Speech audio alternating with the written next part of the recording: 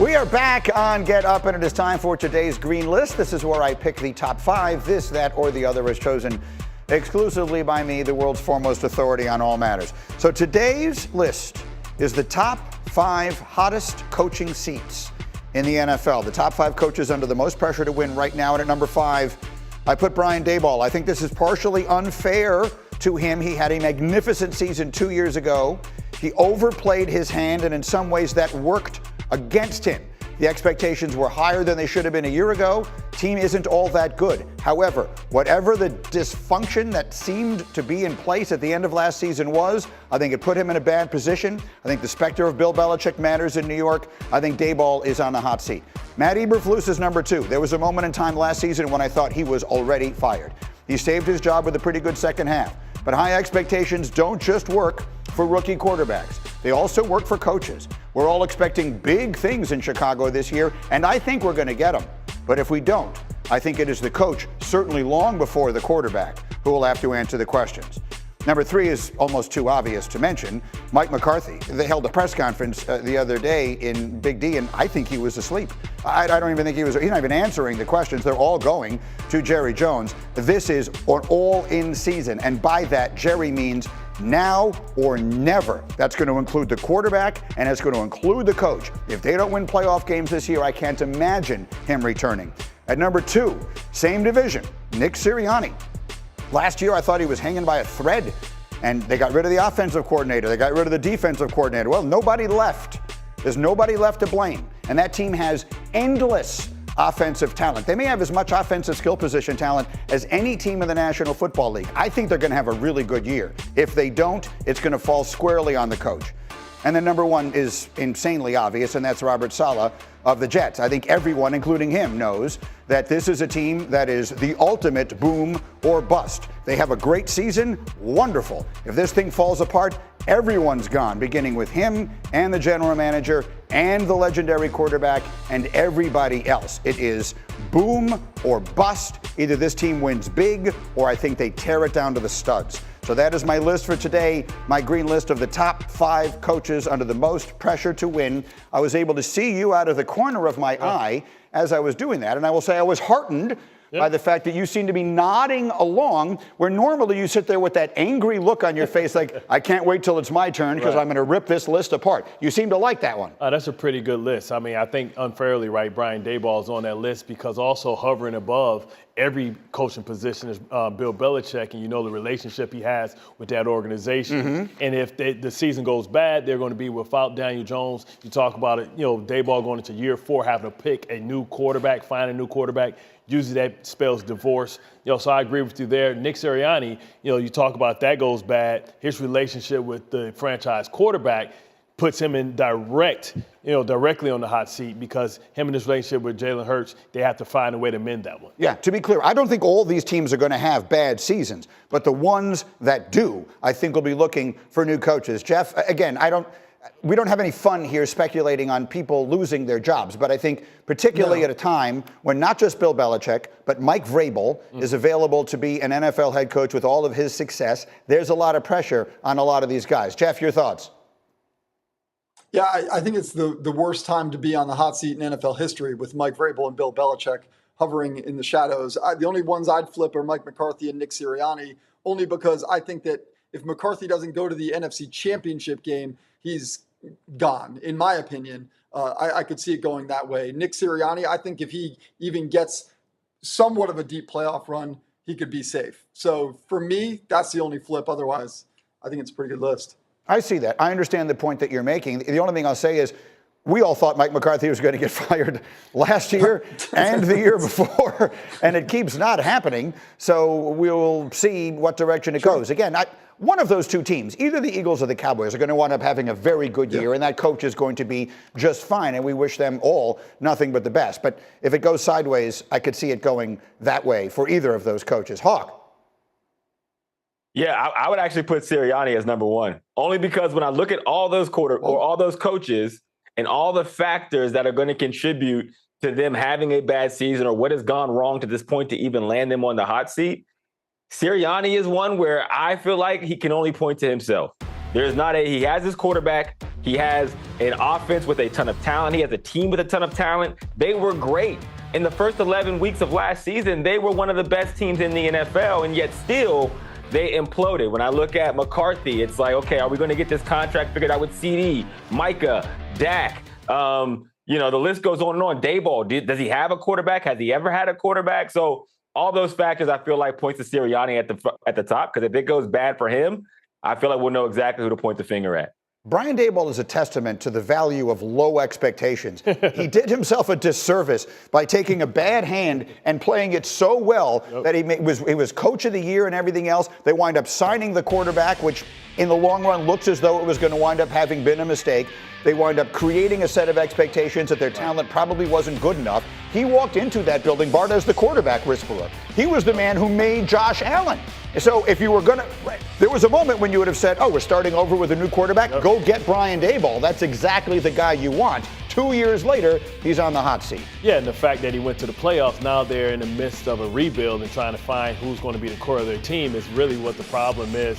And now not really having to answer a quarterback. They try to replace the quarterback. That's never a good thing, that the quarterback knows that he's on the hot seat as well. Daboll, unjustly on this list, but it's the pressure coaching in New York. Yeah, and finally, Jeff, I would ask you, like a lot of us think the specter of Bill Belichick should be enormous. He's the most successful head coach in the history of the National Football League.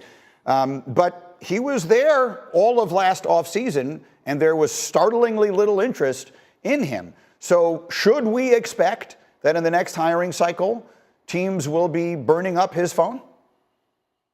Yeah, you could make the same case for Vrabel. Look, this is purely speculative, but when you look at ownership and some of the past decisions that a lot of these owners have made, they need time to wrap their heads around the idea of hiring someone like Bill Belichick. And maybe from what I heard, there was teams that didn't necessarily feel like they had that time. That's not defending that decision, because it feels very beta and very reactive. But I do think that over time, teams will wrap their heads around the mind of having Bill Belichick running their organization or Mike Vrabel, and it will make them more comfortable to make that move. Yeah, we'll see if both of those coaches wind up back in the next cycle. Meanwhile, the month-long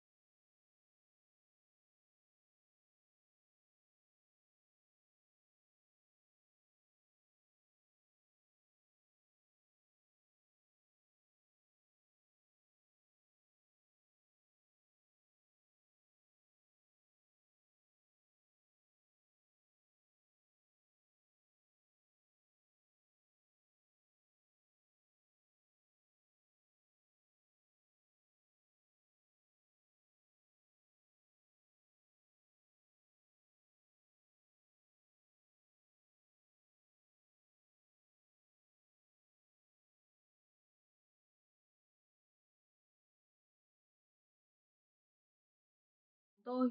Sau đây sẽ là video hướng dẫn cách làm một chiếc vòng tay mang tên của MC Louis Riddick như thế này nhé. Các bạn bắt tay vào làm cùng tôi nhé. Nhặt đủ cái chữ Louis Riddick rồi, bây giờ mình sẽ làm bước tiếp theo này. Mình đo một đoạn dây vào cổ tay. Mình đo vào. Sau đó mình cắt nhé. Phần dây này nó sẽ cách cổ tay mình khoảng 3 cm. Mình cắt ra. Rồi bây giờ mình sẽ xỏ nó vào kim. Đây mình xỏ kim. Bây giờ mình sẽ sâu vào. Mình sẽ sâu ngược nhé. Sâu từ chữ Riddick này. Mình sẽ sâu ngược từ chữ K, C, I, D, D, I, R. Chứ mình sẽ không sâu từ chữ, không sâu xuôi nhé. Mà mình phải sâu ngược. Đây mà sâu xuôi là chữ nó lộn xộn đấy. Đây mình sâu. Đấy, ban đầu mình có nhắc mọi người là sâu thì đúng chính tả, đúng chiều. Thì khi mà mình làm bước tiếp theo, mình chỉ cần mình xỏ một đường là xong. Đấy, xỏ một đường nó chui vào đây là nó đúng luôn rồi. Bây giờ mình sẽ tiếp tục mình làm cái hạt này. Mình sử dụng cái hạt này mình phân tách. Mình phân tách cái phần họ, phần tên ấy để cho dễ đọc. Chứ nếu mà các bạn không tách ra, nó sẽ trở thành một chuỗi các ký tự nó liền nhau. đọc rất là khó mà cũng nhìn nó rối mắt không ra cái chữ gì cả. Thì các bạn sẽ phải cho những cái hạt này vào phân tách nhé. Thì các bạn thích cái phần tách này nó rộng hay là nó hẹp thì các bạn sẽ cho cái số lượng hạt tương ứng nhé. Chẳng hạn muốn cái phần phân tách nó rộng thì mọi người sẽ cho nhiều hạt, muốn hẹp thì cho ít hạt.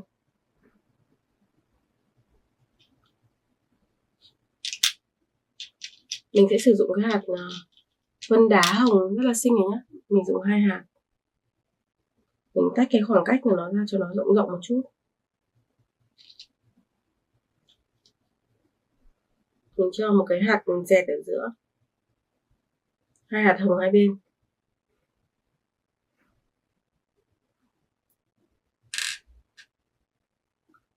Đây cái phần phân tách rất là đẹp này. Đấy, mọi người thấy không? Rất là xinh nhá. Rồi, bây giờ mình tiếp tục mình sâu cái chữ Louis, mình cũng sẽ sâu ngược, bắt đầu từ chữ S, I, U, O, L. Mình cũng sâu ngược nhé.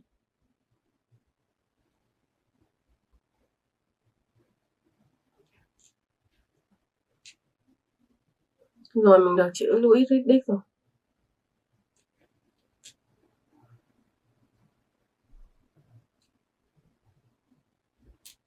Bây giờ mình sẽ làm cái phần tiếp theo. Đây mọi người. Tên rất là đẹp đây rồi và đọc được nhé, tại vì là mình đã xếp đúng chiều, đúng chính tả, đúng thứ tự, không bị sai cái gì cả, đọc được ok luôn nhé. Giờ mình sẽ sâu các cái hạt màu sắc vào để mình tạo cho nó một cái vòng tay nó đẹp hơn. Đây ở đây mình có rất là nhiều các hạt màu sắc đây. Thì các bạn thích màu nào các bạn dùng màu đấy nhé. Mình sẽ sử dụng cái hạt xà cừ đen này đi. Dùng hạt xà cừ đen này mình làm cái phần vòng. Mình sâu từng hạt một.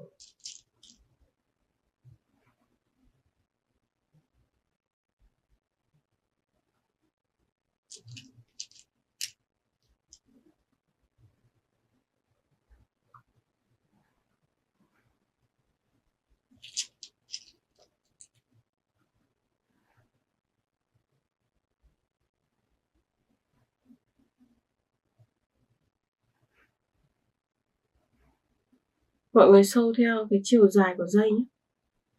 Sâu đủ chiều dài dây thì mình mới đeo lên được. Tại vì mình đã đo chiều dài dây về cái cổ tay của mình rồi. Nên bây giờ mình sâu nó vừa với cái chiều dài dây thì là ok. Các bạn đừng có sâu ít hạt quá hoặc nhiều hạt quá. Ít quá thì khi mình đeo lên dây nó sẽ bị ngắn, đeo rất là chặt, rất là khó chịu. Mà nhiều quá thì nó sẽ mất cái khoảng trống. Mình sẽ không thể buộc dây thắt nút được nhé. Rồi, mình rút kim ra. Bây giờ mình cầm hai đầu dây. Bây giờ mình sẽ tiến hành mình buộc thắt nút lại nhé. Mình buộc cái nút thắt cơ bản thôi. Như thế này. Mình buộc vào.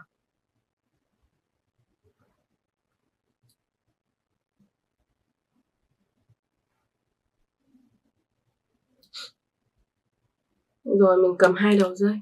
Mình kéo như này. Để cho cái phần dây nó được khớp hơn với cái phần hạt. Tại vì dây của mình thì nó là cái dạng dây co giãn. Nếu mà mình không kéo như này thì nó sẽ bị hơi dư ra so với phần hạt đấy. Mình tiếp tục mình thắt lại. Mình lặp đi lặp lại cái động tác thắt và kéo khoảng 3 lần là được. Mình cắt bỏ phần dư.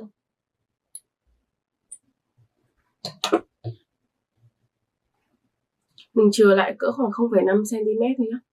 Sau đó mình sẽ kéo, mình dồn nhẹ nhàng từ từ thôi, mình không kéo mạnh. Kéo nhanh quá nó đứt dây. Mình dồn cái phần hạt nó che đi cái phần dây. Đấy, mình dồn nhẹ nhàng từ từ là được như này.